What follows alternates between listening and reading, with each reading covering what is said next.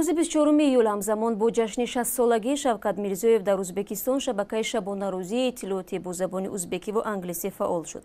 Мақомоти Ӯзбекистон гуфтанд, ин иқдом бо ибтикори президент ва ба хотири берун бурдани кишвар аз инзиво роҳандозӣ гардидааст.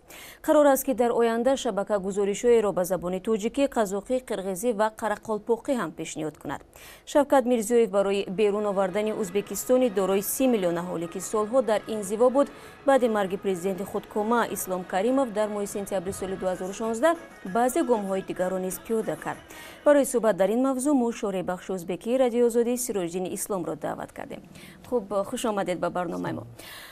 Бубинед, танҳо дар як моҳи ахир Шавкат Мирзиёев чанд иқдоми ба истилоҳ ғайриоддиро пеш гирифт, аз ҷумла барои дубора фаъол шудани расонаи байналмилалии BBC ва ҳамчунин баргузории намоишномаи дигарандеши ӯзбек дар Ӯзбекистон иҷозат дод ва акнун як шабакаи 24 соатаро низ бароҳ андохт. این همه تشبسات چی معنی دارد و در داخل ازبکستان این رو چگونه شرح می‌دهند؟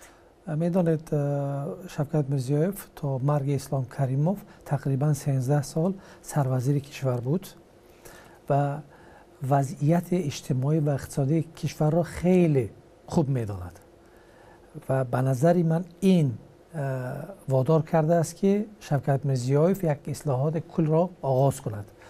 و خودش هم گفته بود که وضعیت کشور را مثل او کسی نمیداند و کسی او را نمیتواند فریب دهد و او سال 2017 را سال ملاقات با مردم اعلام کرد و تا کنون اصلاحات کل را انجام داده ایستاده است، از اقتصاد سر کرده تا ساحه‌های اجتماعی و سیاسی، از جمله برای آزاد کردن مطبوعات که سالهای دراز در پس درهای بسته بود کوشش کرده ایستاده است و تشبث را نشان داده میگوید که ژورنالیست ها نیز وضع کشور را آشکارا و با چه خیل که باشد همیخیل نشان دهند.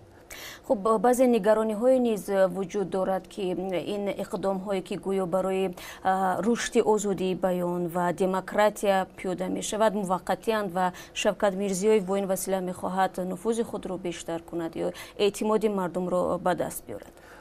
البته این گونه حرفها هست، بعضی حتی میگن که یک اقدام پاپولیستی است، ولی فکر نکنم که شوکت میرزیویف با این اندیشه اصلاحات را آغاز کرد، چون نیاز به این چیز نداشت. او میتونست مثلا کشور را مثل اسلام کریموف ادامه دهد، ولی این کار را نکرد و امروز مثلا ما میبینیم مردم آشکارا معمای خودشان را میگویند، در شبکه‌های اجتماعی مخصوصا این معماها را مطرح میکنند و شوکت میرزیویف مجبور میکند که سیاستمداران رهبران کشور پیش مردم جواب دهند. این البته یک به اصطلاح زمانهای شوروی وقتی میخائیل گورباچوف پیرسترویکا را آغاز کرده بود خیلی شبیه است.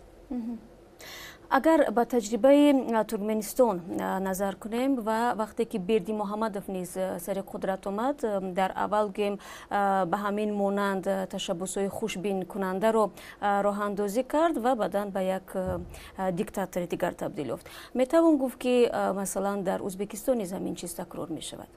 میدانید یک دیکتاتوری کلاسیکی مثل ترکمنستان در ازبکستان هیچ وقت وجود نداشت و شوکت میرزیویف این عقیده را به نظر من ندارد. کوشش میکند که با مردم بیشتر نزدیک باشد، معمای آنها را حل کند، زیست اقتصادی زندگی اقتصادی مردم را بهتر کند و سر این خیلی کارهای زیاد را انجام داده ایستاده است. البته در آینده چی نقشه ها دارد پیشگویی کردن مشکل است، ولی به نظر می رسد که شوکت میرزیویف سیاست نسبتاً باز را ادامه می دهد و همین گونه محبت مردم را به دست می آورد. تشکر برای صحبت. یادآور میشیم که در مهمانی ما بودند سیروژدین اسلام، شارح بخش ازبکی رادیو آزادی. بار دیگر خوش آمدید. تشکر.